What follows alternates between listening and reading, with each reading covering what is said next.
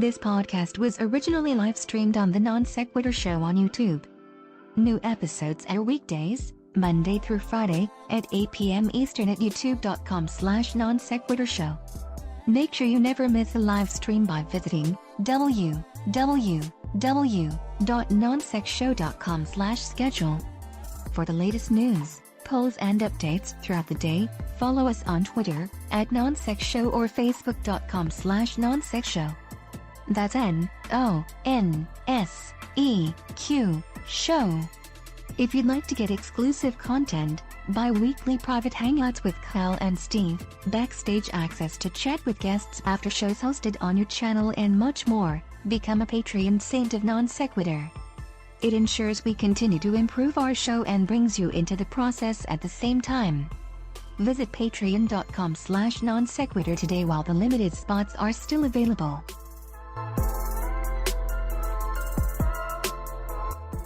The following podcast is intended for those who believe bold ideas are righteous, unique perspectives are gospel, and strong opinions are sacred. This is Non-Sequitur. Never follow. And now, here are your hosts, Kyle Curtis and Steve McRae.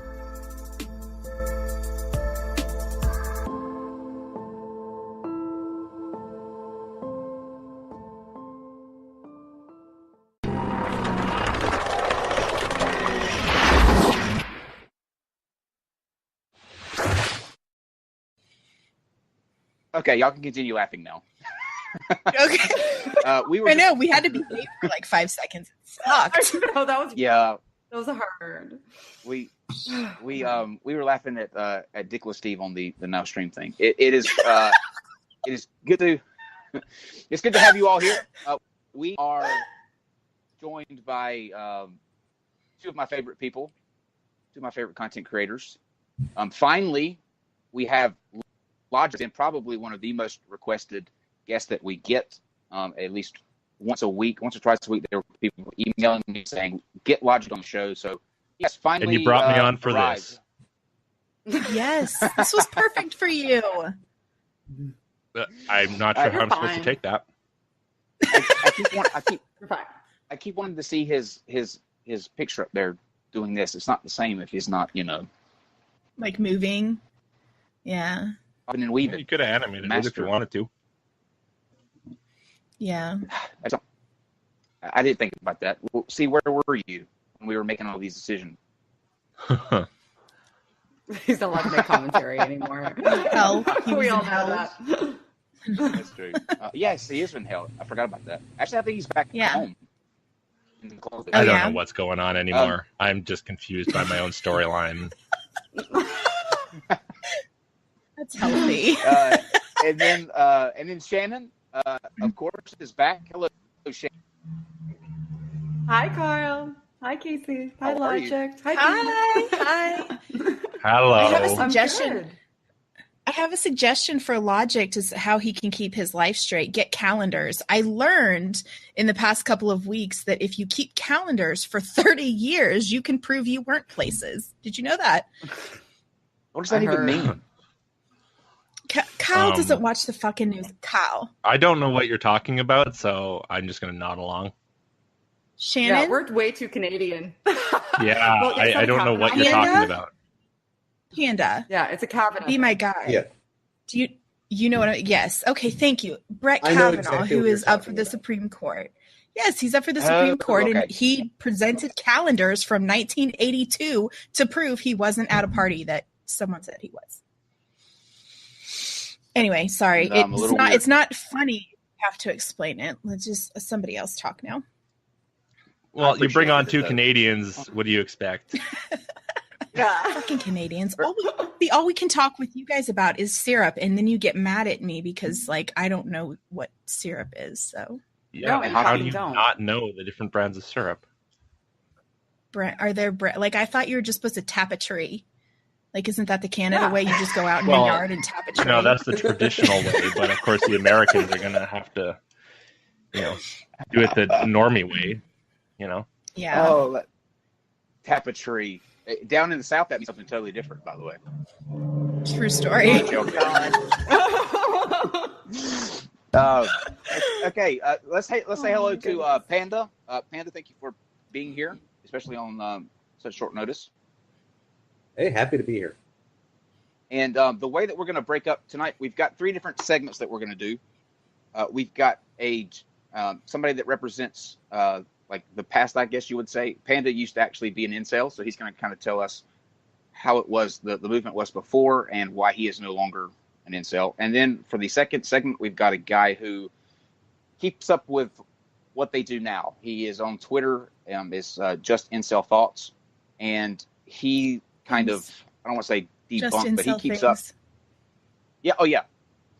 I've been through so many incel different places that I keep it straight. But yes, your brain is rotting. I got it. It's fine.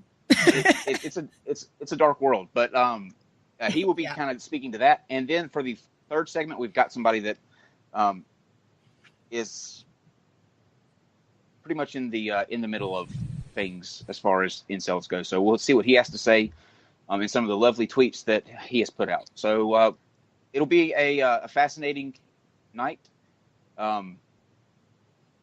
Let's get started, I guess. Yeah. So, Panda, why don't you tell us a little bit about who you are and why you would call it, why you would have referred to yourself as an incel a while back, and then why you got out.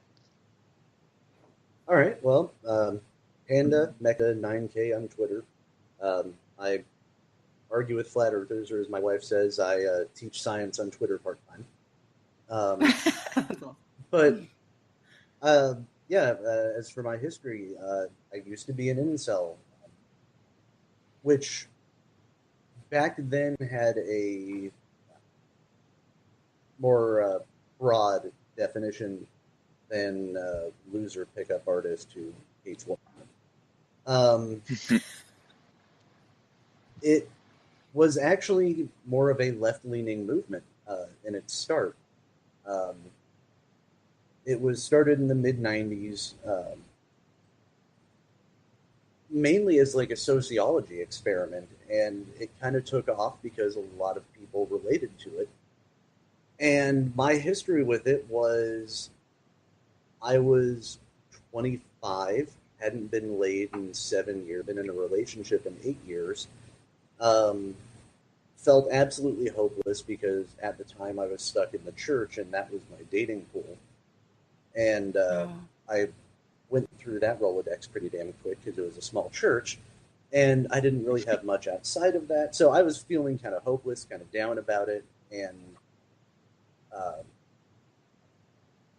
one of my friends, who's actually a sociologist, one day just tells me, hey, so I just realized you and I, we're like involuntarily celibate. And I kind of laughed it off thinking, wow, that's like a clever turn of phrase, and, didn't think that it was a serious thing. And he brought it up again about a week later and he goes, no, actually I'm on this message board and it's kind of like a support network and we, keep each other posted up, give each other advice, blah, blah, blah. So I had a couple things going against me. I have absolutely horrifying social anxiety. Hi, Internet. So You're doing well. You're doing well so far. Yeah. Thank you. And thank you. So I ended up checking it out and looked up the Wikipedia page for incel, which at that time was far less colorful. And the very top link on the Wikipedia page in circa 2005 was actually the incel board that I joined, which was about the largest community on the internet at the time. So basically, I went in there, I felt warm and fuzzy, and incel back then was literally involuntary celibacy. Pure and simple, nothing else. It was, for me, it was, social anxiety was keeping me from it, long dry spell, very shallow dating pool, and, I was just looking for advice on how to break out of the situation I was in, and that's what everybody was doing there. Some people were what we called medically celibate, where they would have a medical condition that prevented them from having sex, and it kind of ran the full gamut of reasons why people could not establish a romantic relationship. What are the what are the different terms that, I know there are some newer terms, but there are different groups, like different factions in the incel community, right? What are the ones that you're aware of? That I'm aware of now, I haven't really been keeping track of it since around about 2010. So I'm not as familiar with the newer community, other than by reputation and a few squeaky wheels that pop up every now and then. But at least when I was part of the group, and when I was on the board, The board. there weren't. Sorry to interrupt. Yeah, well, no, Like on the message board? No, I know you On the when you say message like board. the message. Yeah, on Okay. the message board. So- That was Was there just one though? sorry. I guess that's my question. Was there like one primary one, or were there multiple ways to go There was- about? There was Well, a yeah, board, so- or there was many, and you were at the biggest one. There were a few, 2 or 3, and Okay. ours had literally thousands of members, and the other ones had like maybe 5. So we, for all intents and purposes, we were the only board from like 2004 till 2007. And May I ask you one other question Yeah. when you're done? I'm Go sorry. for it. I have so many No, questions. I'm good. I'm so sorry. Thank you, Pam. I have so many questions. I'm Don't sorry worry to about interrupt you. So on Such the a board, normie. when you stop it. Sorry, That's actually what? probably the best I've been called in weeks. So when you initially joined the board, the message board, it was more Right. so a way of finding sort of solidarity and support, and a way to commiserate with people who had like Yeah. experiences, right? you Exactly. Did it, which is fantastic. That's something that I think all people should be able to seek out and hopefully be able to find. Did you find that it started to take a turn at some point in time, like where it got a little bit more nefarious, or did it stay that way while you were involved? The thing is, the board that I was a part of stayed in its current supportive form all the way up until it expired in like 2011. Oh, great. What had happened, the way the schism started, was a few people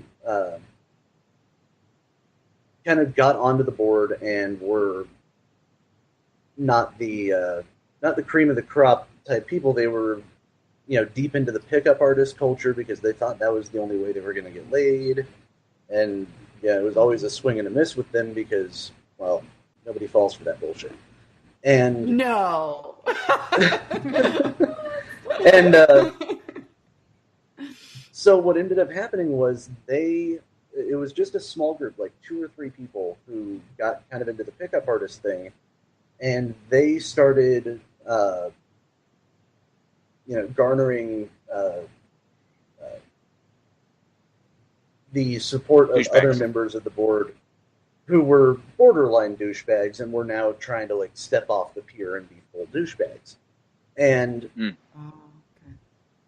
so their movement, whatever, kind of grew to like about 10 people.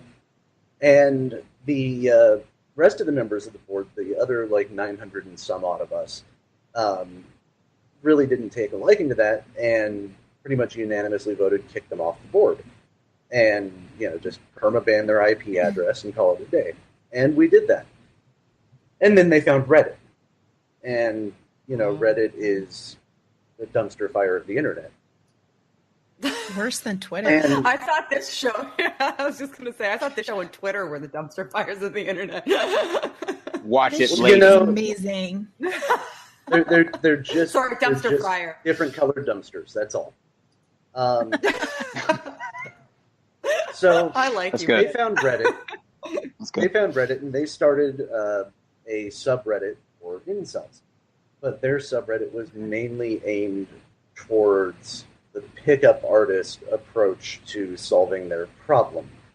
And that ended up leading to that growing